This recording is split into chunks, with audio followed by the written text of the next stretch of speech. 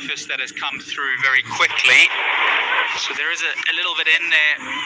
If you can keep your variations obviously even in the mix. Obviously setting the appropriate fields too is key to that as Marcus Stoinis makes the change.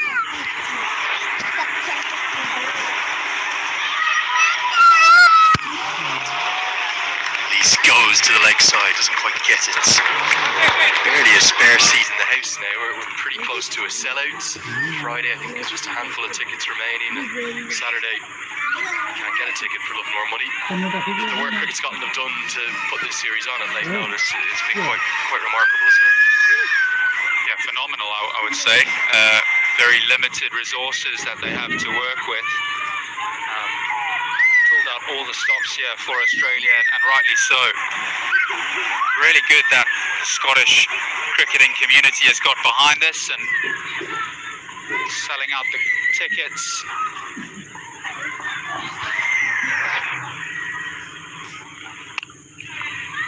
What would they like to get to? Lost the toss, they've had to have the bat first. We know it's a slightly raw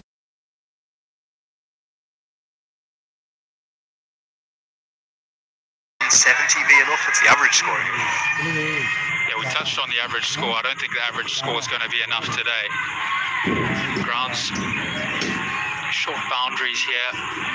Can be a difficult ground to defend on, particularly if you get two batsmen get themselves in chasing. It can become really difficult. So I think Scotland are thinking 190, 200 plus. As a minimum, you would have to say, to be competitive. Think back to those games 2 years ago. It was New Zealand that travelled for two T20s. A different time of year, it was late July. I think the weather was again, it wasn't bad in the run-up, it was good, so that the surface is probably a bit more conducive to run scoring. But New Zealand posting 225 and then 2 days later 254. It can be a paradise once you get in here, so 180 has got to be the minimum, you'd think.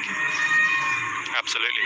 I think your reference, though, to the weather and the build-up and the lead-up and the preparation that the ground staff would have had here is an important point. I don't think this is the absolute best wicket that we would see at the Grange.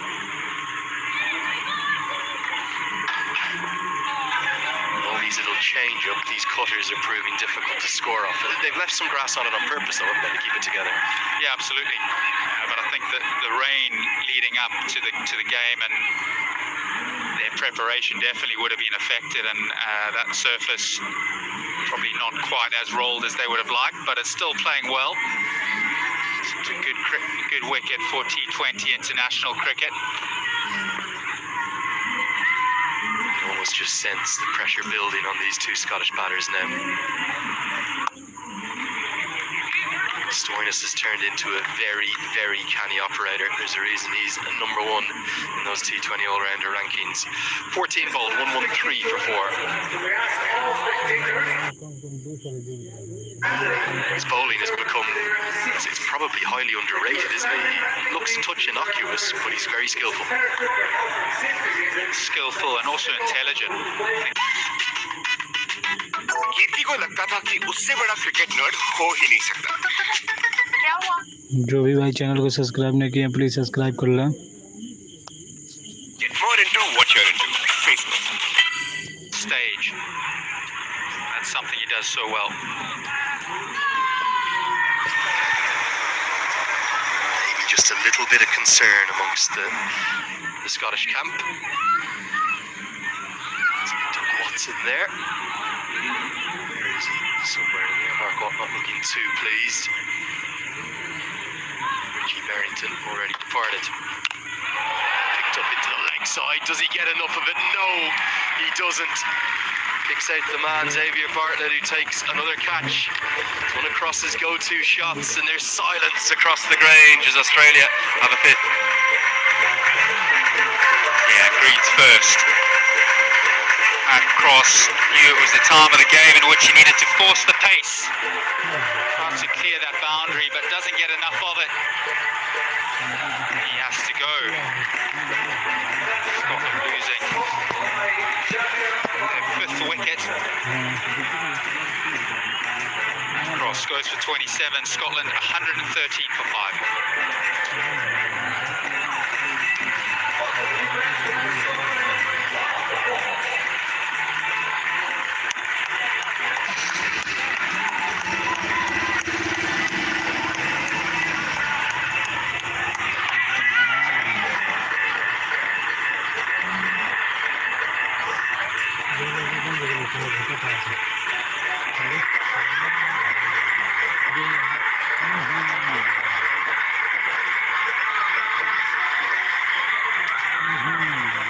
Mark Watt strides to the crease. Kirti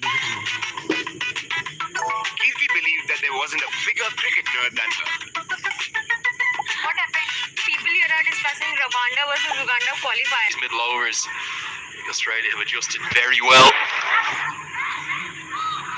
Key wicket of George Munsey in the final over the power play stifled all the momentum. Leask is going to be very important here, but late order runs from Watts, and we'll probably see Jack Jarvis in at number 8, Charlie Castle at number 9. No Chris Greaves today, he was maybe the unlucky one to miss out. Yeah, they probably would have been weighing that one up. But in the end, maybe just the thought process, new surface, and probably thought there might be a bit more in it, and obviously Scotland wanting to bowl first if they won the toss.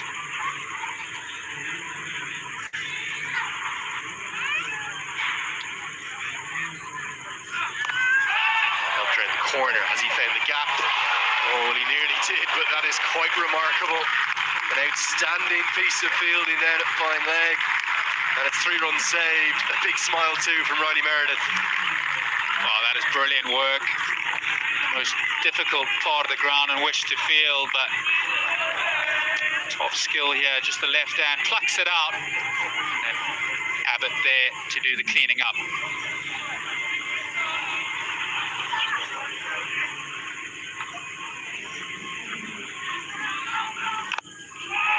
You'll have watched all of that game in St. Lucia in June, Preston.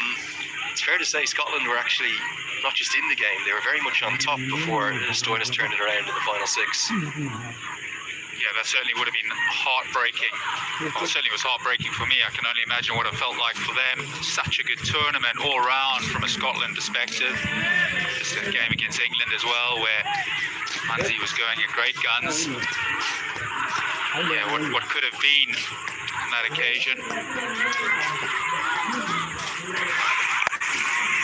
around the corner. I think they'll get a second. The boundaries have dried up, the runs are just not flowing now. Some may have been surprised by how good Scotland.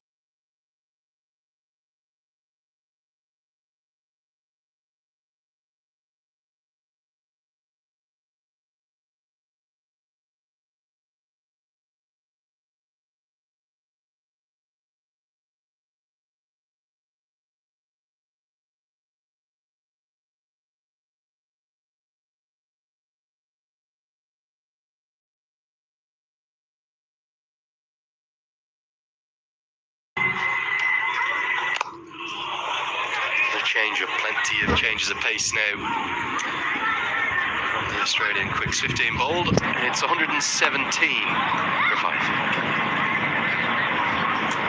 And that's something that very much in contrast to your era, Preston. It's difficult for any Scottish players to get opportunities in leagues around the world now. Watt and Munsey et al. Are very much in demand.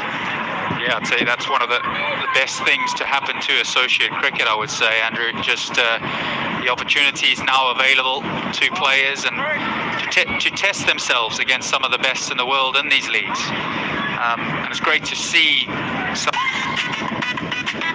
कीर्ति को लगता था कि उससे बड़ा cricket nerd हो ही नहीं सकता। क्या हुआ? यहाँ रवांडा वर्सेस उगांडा क्वालिफायर्स की बात चल रही है।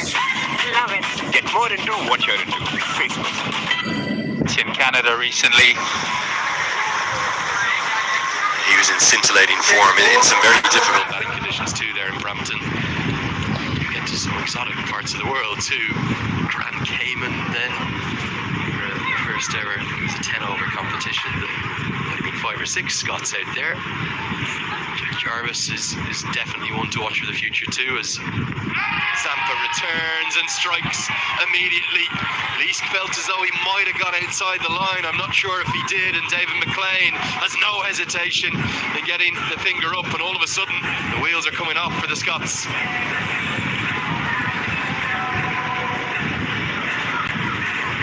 Michael Leask desperate to try and force the momentum here, back end of the innings.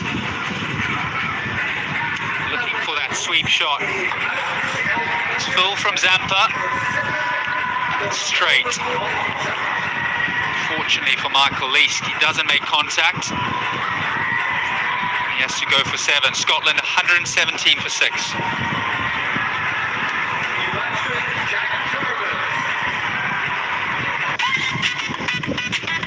कीर्ति को लगता था कि उससे बड़ा क्रिकेट नर्ड हो ही नहीं सकता।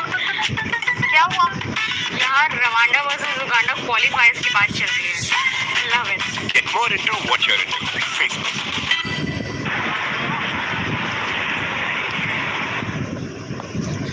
जो भी भाई चैनल को सब्सक्राइब नहीं किया प्लीज़ सब्सक्राइब कर ले, और वीडियो क्वालिटी अच्छी लग रही है तो एक लाइक कर दे। और सुबह CPL का मैच इसी पे लाइव चलेगा, और रात में T20 ब्लास्ट भी इसी पे लाइव चलेगा भाई। Security blanket of Chris Greaves that he often provides down at 7 and 8. There'll be pressure on Jarvis. Zampa's a quality operator, he really is, and at least he didn't look happy with the decision. We don't feel there's any bat involved. I think he might have just got outside the line potentially. I think potentially. It's difficult to say with the limited views we have here, but it looked fairly adjacent. Yeah, good opportunity here for Jack Jarvis. Still very early on in international career, but huge future ahead of him. Promising young players coming through the Scottish ranks.